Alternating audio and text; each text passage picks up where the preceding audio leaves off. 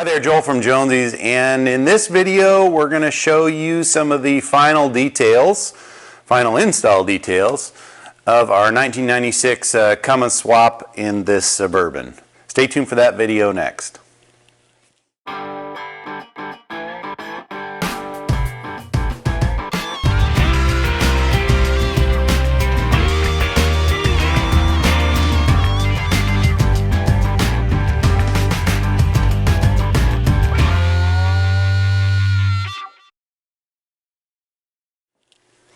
So in the last video, you guys saw us hook up the exhaust, saw our low mount manifold, and we were talking about figuring out an accessory bracket. So we have created a all steel high mount accessory bracket kit that utilizes the Dodge accessories, meaning the air conditioning compressor, the Sandon style air conditioning compressor, as well as the Denso alternator, and it's all mounted above the water neck. So it's like I said, it's all steel, and we will be offering this setup on the Adventure Vehicles website, so you guys can purchase it.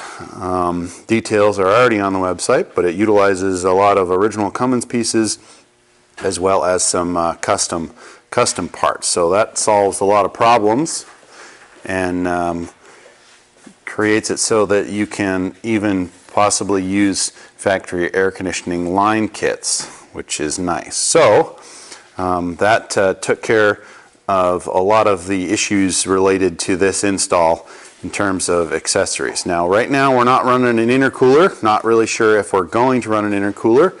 So we just hooked it up with our custom DIY air intake, which again is on the website.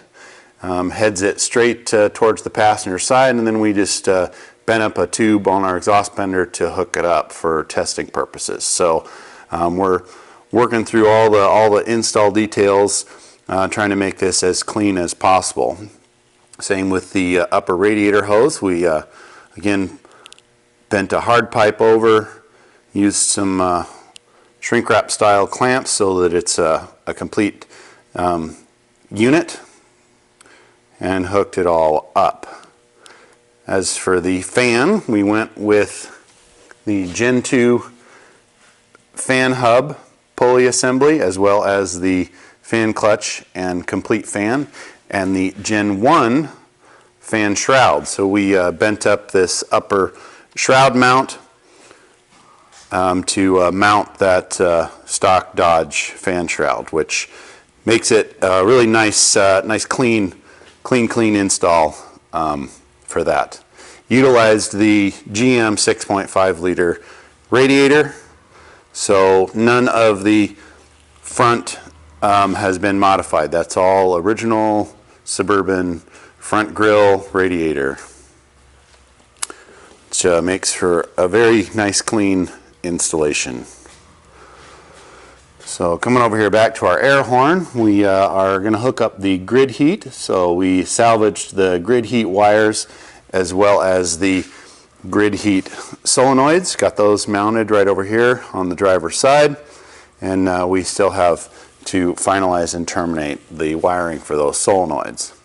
Haven't exactly thought through how we're going to do that. We're going to install a timed relay. I do know that. So it's going to have a timed relay. I'm just not sure if I'm going to put the timed relay on a manual rocker switch or just wire it up to the wait to start light and have it come on automatically every single time you turn the key on. Haven't quite dialed that in yet. So that kind of summarizes up what we have done on the engine compartment. Obviously the crown jewel is our accessory mount. Don't like we used to sell, years and years ago, we used to sell a aluminum version of this mount, but the aluminum versions have had some problems, dissimilar metals, it's not quite as rigid, and so we designed a all steel, starts with a 3/8 plate, and it has a lot of adaptability for lower water necks as well as different air conditioning configurations. So keep that in mind. Also stay tuned for videos that kind of detail that. Added in our external regulator kit for the Denso alternator, just mounted that right there on the passenger side. So that makes for a nice, clean, easy install. Utilize the factory Dodge alternator for that.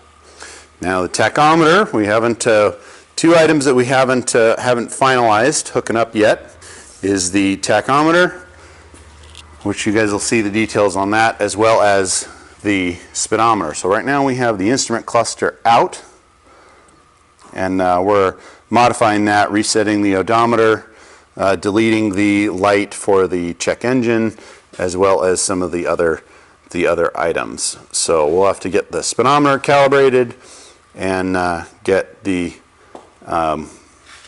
wait to start light, all that wired in. We also, since the last time, we also went ahead and installed some of these nice power towing mirrors, which is an excellent upgrade to the factory mirror.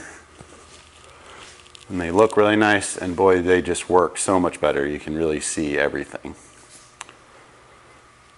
So we have had it on the road. It was running really, really well.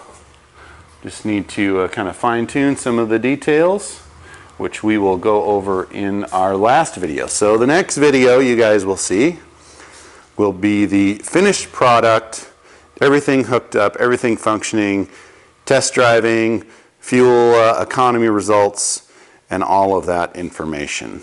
So make sure you subscribe to the YouTube channel so you get the updates. Also check out the website. We'll put some product links in the description so that you can buy some of these parts for your diesel Suburban. Thanks for watching.